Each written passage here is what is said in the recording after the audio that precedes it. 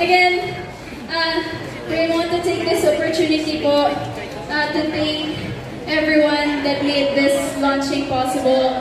First of all, we want to thank our management, Merlion Entertainment Management. Thank you. Thank you to all of our bosses, to our board of directors for making this possible for us.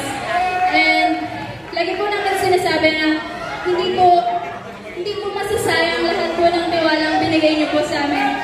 Dahil araw-araw po namin gagalingan. And lagi po kami nandito para mas ma-improve pa po yung sarili namin. And dahil gusto po namin na quality talaga yung manilabas, na